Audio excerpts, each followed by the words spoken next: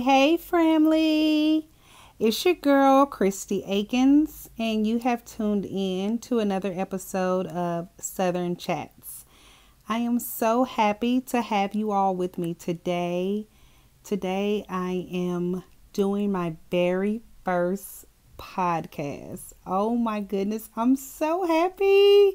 Round of applause.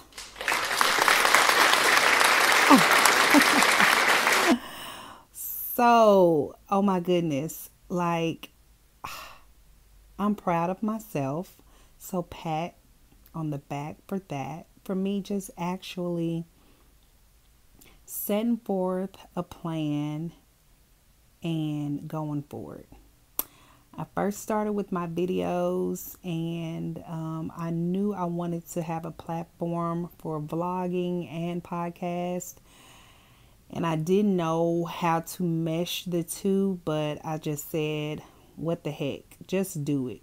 And I'm doing it. So again, I'm proud of myself. Kudos. And I pray that with me doing my vlogging and my podcast, that this inspires someone else to go forth and do whatever it is that you set your heart to do. Don't think about it too much. Just do it. So, I'm actually still going to be going forth with the episode in its series. So today I am going to be doing episode 4. If you have not seen any of the past videos that I've done on my YouTube channel, please go and look at those videos. All of my social media handles are Capture This LLC, and that is Capture with a K. So please go view the first 3 videos, and this is going to be episode number 4. So episode number 3, we talked about what about your friends. So today's episode is when to let go. And it's just a piggyback off of last week's episode. And it's just talking about, when do you let go of certain friendships? How do you know it's time to close the door? How do you know when the chapter has ended? And so today I just want to talk about that and give a few tips and pointers from my perspective as to when you know these doors have shut. So, first and foremost, friendships, any relationship that you come across is something to be valued. I believe that your time is valuable amongst your friend or amongst the other person that you're in the relationship with. Their time is valuable. So I do believe that if both people value one another's time, then the outcome can be so much more breathtaking and so much more enjoyable when you value each other's time and when you respect each other. But you have certain people who take those things for granted. So, let me just go ahead and dive in. Why don't we? So first and foremost, I would say, you know, it's time to close a door when you have a friend that is jealous or envious of you. There's no way that you can be friends with someone that A, wants your life, and they can't stand to see you excel or do better or do anything positive because they want to be in your shoes. Anybody that you are around that envies you or that always has something negative to say about anything that you do, and then when you turn around, you see that they are doing the very same thing that they just condemned you for. It's like, wait, okay, I said I wanted to go back to college and finish my degree. And you said, oh, girl, no, you got too much going on. Like, I wouldn't dare do that. Raise your kids. Do you?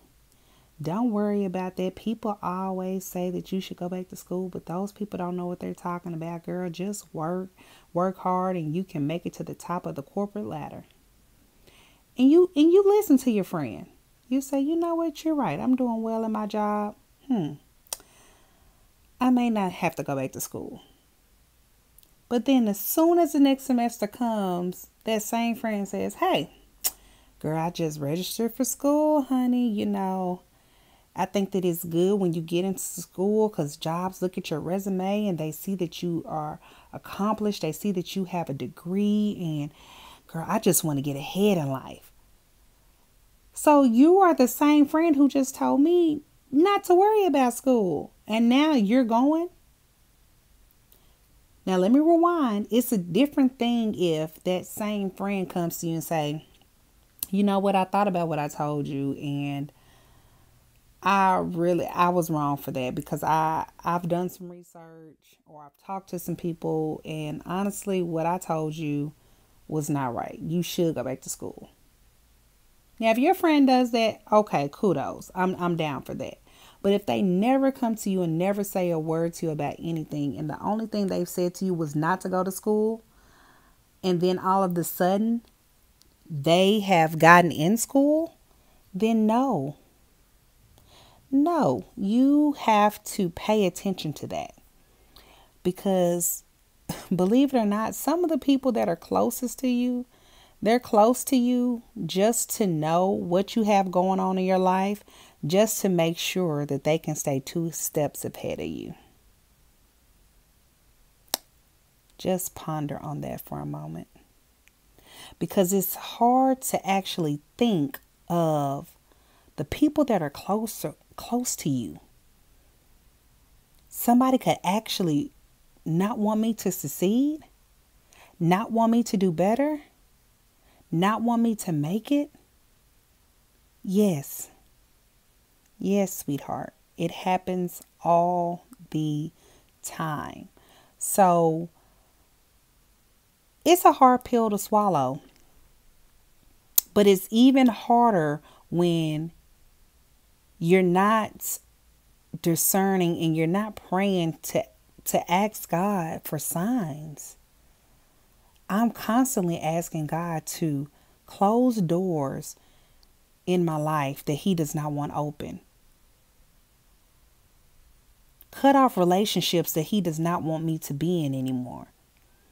If my chapter is up with somebody, God, show me that this chapter is up. And believe it or not, every time I pray and I ask God for things of that nature, He shows me. Something happens. It never fails. So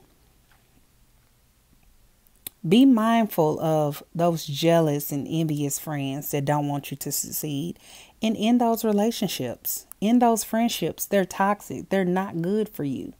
You only need to be around people that are they can give you constructive criticism, but they are always there to support you, always there to push you. Those are the type of friends that you need around. So, the next type of friendship that should be eliminated are complicated friendships. And when I say complicated friendships, I mean those friendships where you can count the times that y'all have had good. You can count those times that you've had that were good. But the times that you had that were bad, you can't even count them because there's so many. Tell me, why are you considering that a friendship? Why is this person considered your best friend? If all you all do is bump heads and argue and you never agree on anything, if you say it's light outside, your friend says no, it's dark. If all you do is argue, then why are you even friends? I don't get it. That is not a friendship that you need to keep cultivating and keep trying to push and pursue. It's not going anywhere, sweetheart. Let it go. And we are just too grown to be babysitting friendships just because, oh, I've known her since elementary. This has been the only female that I've known since second grade. Okay, so what? People change. And as people change, if they don't change for the better and you're trying to better yourself, then I'm sorry, sweetie, it's time to let it go. It's just time. I had, once I moved to Dallas, I transferred my job. And when I was working at my job, I got to talking to several people and, kind of cordially having conversations and, building relationships as associates with different people. So there was this one girl that she was in my training class when I transferred. And off the bat, we were kind of cool. She seemed very quiet. And I was like, okay, she kind of dressed a little, I'll say a little nerdy at work. So I was like, she's quiet, dressed a little nerdy. She may be cool. So one day after work, we all said we were going to go out for drinks or whatever. And we get out. We go out to this happy hour spot. And she comes and she has this tight dress on. Makeup done, like looks like a totally different person.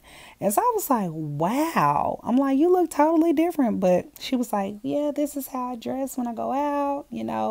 I'm just very professional at work. So I'm like, okay, cool. I can dig it. Well, long story short, we ended up getting cool, hanging out. And she ended up being really, really cool at first. But as time went on and I got to know her more and more and more, I started noticing that she had a very, very bad anger problem. She gets mad very easy. And when she gets mad, she just spews like evil stuff at the mouth. And it was never like to me. It was just like when we would go out and hang out, she would drink so much and she would just cuss men out and talk. It was a mess. And so me being the positive person that I am, I would always be there. And I'm like, I would try to calm her down. I'm like, stop talking like this. Because I don't like to disrespect men. I feel like, especially our African American men, I feel like they have enough on their backs as it is. So I'm not going to add another negative to what you already have to deal with. But she just talked so crazy to them when she was drunk. And a couple of times we went out and people would say, I don't even understand how y'all are hanging together. Like people that don't even know us would say that to me. How are you hanging with her? And it wasn't until like the second time I heard that where it just registered to me. And I was like, this is not a good look. This is not a good look. So we had a couple of occasions where one, she was telling me that she washed her clothes and she was saying that her clothes shrunk when she washed them. And so I was telling her, like, well, what you should probably do is like the clothes that you probably get from TJ Maxx or Ross that don't cost a lot, wash those in cold water and don't dry them. You need to make sure that you put those out, let them air dry or whatever. So when I'm telling her this, so she said, you think I don't know how to wash my clothes? You think that I'm just dumb? And just went off. And I was just like, no. I'm like, you're telling me that your clothes shrunk. So I'm just giving you a suggestion as to something that you can do next time. So she was like, well, I know how to wash my clothes. So she walked off and got mad. So later on in the day, I went over there to talk to her, and I was like, hey, I don't understand what that was about, but I wasn't trying to say that you don't know how to wash your clothes. I was just actually trying to give you a suggestion, and I don't know why you took that wrong. So she was like, oh, well, I just thought that maybe you were trying to make it sound like I didn't know what I was doing. I was dumb or something. I'm like, no, that's not what I was saying. So she was like, okay. So at that point I knew. I was like, this friendship, I don't think that this is going to work, but we'll see. So we keep on being friends, whatnot. And then there was another incident that happened. Now this girl, I'm not sure. I cannot remember exactly where she was from, but I know she was, I can't remember where she was from. Well, we had another coworker that was African that worked at our building. And so she came to my desk, and my friend, she was African too. I can't remember where she was from though. I can't remember, and it's wrecking my brain. But she came to me about the other African girl that works with her. She said, I just went by such and such's desk, and she stinks. She's so musty. And I cannot believe that she smells like that. Now, this was my response. I said, well, you know that she's African. I said, but that's all I got out. And when I said that, she said, oh my God, I cannot believe you said that. And she said, I'm done with you. And she walked off. Now, if that's all that you heard, if that's all that you even allowed me to get out, then yeah, you're going to be offended. Because you thought that I was trying to say she's African. So yeah, that's why she's musty. But I wasn't even trying to say that. During the time that she came over there, I knew that it was Ramadan time. And I know a couple of people who have participated in Ramadan. And I know that there's certain things that they don't do during Ramadan. I know certain people, they don't participate in any type of intimacy during that time. And there's a lot of things they don't do. I don't understand the full details of everything they don't do. But all I was saying was, she's African. She might be participating in Ramadan, so she might not be wearing deodorant during this time. But she didn't even let me get that out. She did not let me get that full conclusion out. But since we had already been through this before, I told myself in my mind, if I continue to run to her every time she misinterprets everything I say, this is how our friendship will be. This is how we will operate. She will blow everything out of proportion, and I will continuously be running behind her to explain myself. And at some point, when you get to know a person, you should not have to keep explaining yourself. And I was to the point to where if you don't understand, you don't see the type of heart that I have, you don't see the type of person that I am. If you don't see that, I'm not going to keep trying to show you that if you don't see it. So I had, at that point, when she got mad and hauled off, at that point, I had to make the decision that I was letting that go. And I was going to allow her to assume what she wanted to assume, and for us to be done with the friendship. Because it was always her and having a hot temper, her getting mad so quick. And I don't operate like that. And at one point I thought like maybe I could help her because I'm like, I'm so chill and positive and laid back. But some people don't want your help. And I had to come to that conclusion. People say that they want it, but when it comes to doing the work, they don't do the work. So I had to come to the conclusion to let that friendship go. But that was a friendship that was just pure negativity more than it was positive. So there was no need for me to hang on to that friendship at all. Because if all you have to offer me is negativity and a hot temper, then we're not even equally yoked as far as a friendship goes. So what are we doing here? But wasting time. If you don't want to grow to do better, then we're not going to continue to be friends. And so I had to let that go. And when I let it go, I was so relieved that I did not have to deal with going out and having to babysit her, going out and having to tell her to be quiet and pull her away from, about to get hit from somebody or whatever the case may be.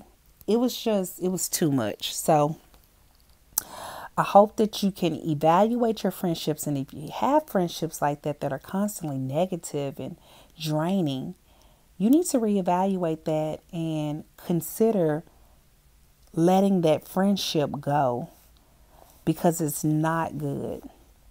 It's not good at all. And then last but not least, you have to let go of the friendships that are seasonal. And by that is simply friendships that come into your life for a purpose. Every relationship that you have and come in contact with is for a divine purpose, and it's up to you to find out, why is this person in my life? What is this person adding to my life? Or what lesson is this person going to show me? Or what lesson will I get from this person? It's up to you to seek and find out those different things. But you have those friendships where you've outgrown each other.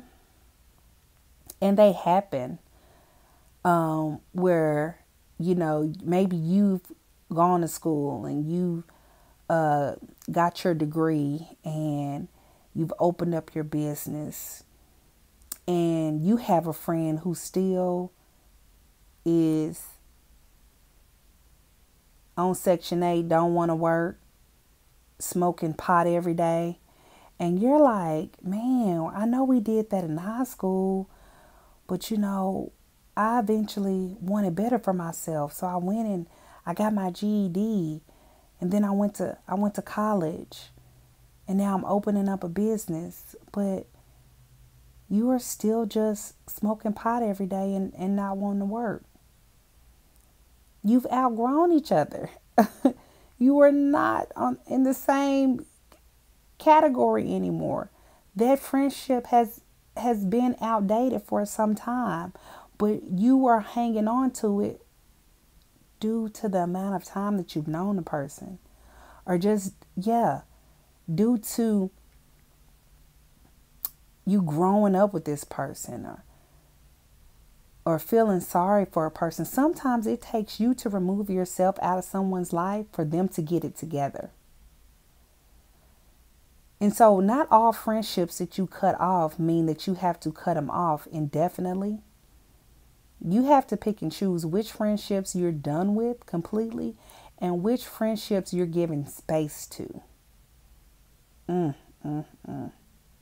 Let's just give it a moment of silence for space, because that is so profound, and that is so much needed in certain relationships. Sometimes you need space. Sometimes you just need breathing room. Like, I'm so glad that me and my best friend, we don't have to be up under each other all the time and she's not needy and I'm not needy. Like, we can go a couple of weeks without talking to each other. And when we pick up the phone, it's like, hey, we've never lost a beat. And I have a friend in North Carolina the same way. Like, me and her, we probably talk once. We probably talk every quarter. We may talk 3 times a year, you know. But every time we talk, we can stay on the phone, catch up, talk about the kids and everything. What's going on in her life, what's going on in my life. And it's good. And then, you know, we going on about our business. But it's the thing where you don't actually have a crutch where you need to hear from somebody every day. Give each other their space. Allow your friends to do their own thing. Please. And just allow the relationships to be organic and flow smoothly. If you have a friend that y'all talk to every day and it's mutual, cool. But if you have somebody where you're constantly calling them every day, and then they're not calling you at all, then you're feeling left neglected. Well, maybe they're just not that type of person. Or maybe you just need to ask them, like, hey, do you like talking on the phone? If they're not a phone person, then stop hounding them and calling them every day. It's that simple, you know. But in all honesty, you just have to really pray and seek guidance for your friendships. Pray over your friendships. The ones that you know that are solid and secure, pray over those friendships and pray that they blossom and that they continue to grow and they continue to manifest good fruit. So that you all can be, you know, better for each other. Since I've moved to Dallas, I can honestly say that I've made great connections with some wonderful women. And I'm very thankful of the connections that I've made with the women that I've become close with. And some of them I'm not necessarily just super close with, but I have people that I can contact and, you know, hang out with. If I want to go out and go get me a bite to eat, I have women that I've met that I can do that with. And I'm grateful and I'm thankful for that because I moved here by my lonesome, you know. It's just me and my son. So to be able to have a circle of women that I can contact and talk to from time to time, it's wonderful. So shout out to those women that, you know, that I'm cool with in the D-town. But yes, I pray that you all take these tips and just let them marinate. Let them marinate. And don't feel bad for having to let certain friendships go. It's okay. It's all part of your growth. But just to recap, the friendships that you have to let go are the ones that are jealous or envious of you. The ones that, the friendships that you have that are negative, and your friendships that are seasonal. Be okay with letting those go. If the season has passed and it's time to let it go, be okay. And also give space when space is due or needed. So I think that I have taken up, I'm almost at the 30-minute mark. Okay, so I've taken up enough of you all's time. I pray that you all enjoyed this episode. Please feel free to follow me on any of my social media handles. Facebook, Twitter, Snapchat, Instagram. It's Capture This LLC. On YouTube, please hit the subscribe button. Please comment. Please share. Like. I love you all. Moving forward, if any of you want to send sting mail to capture this LLC at gmail.com, I would love to hear from you all. I would love to hear what you like about the show. I would love to hear if you have a question or a topic that you want to discuss. Everything will be anonymous, but I really, really, really would love to hear from you all. So feel free to email at capturethisllc@gmail.com. Until next time, I love you all.